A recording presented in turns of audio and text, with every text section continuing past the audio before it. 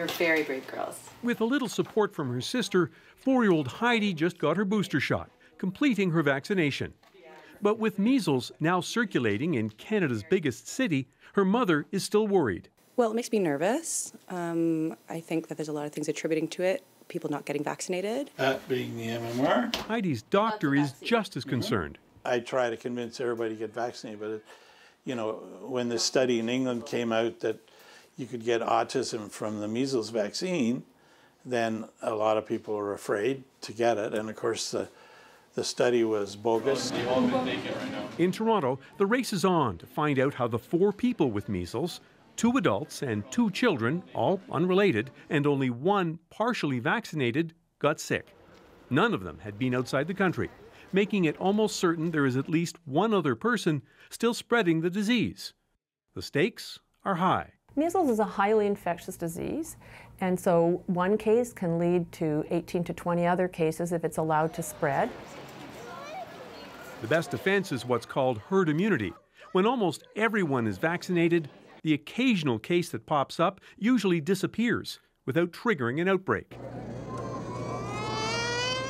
That has been the pattern in Canada since the measles vaccine became readily available in the mid-1960s. Once most of the population was protected, measles all but vanished. There was a large outbreak in BC last year, and concerns now that measles, aided by an anti-vaccination backlash or just complacency, might make a comeback.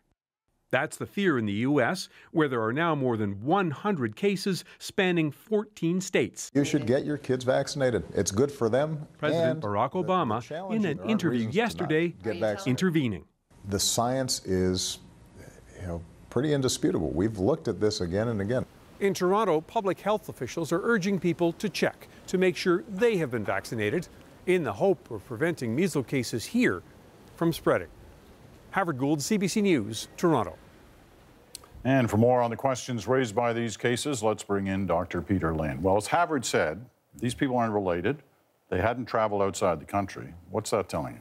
Well, that's the concern. If they were all one family, then they were exposed to the same person. So that means there are multiple people that also have measles that have brought it to them. Because measles basically has to stay from one person to another. It can't live in animals or anything like that.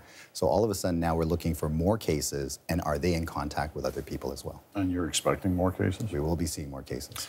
In the U.S., the debate around this has been that parents aren't giving their kids, getting kids vaccinated for measles. What do you say here? Yeah, and that's a concern that we have, is because we don't want to go back to those outbreak situations. And so most of my patients say, well, it's just a cold with a rash. What's the big deal with measles? But the problem is, out of 20 kids, 1 kid will get pneumonia.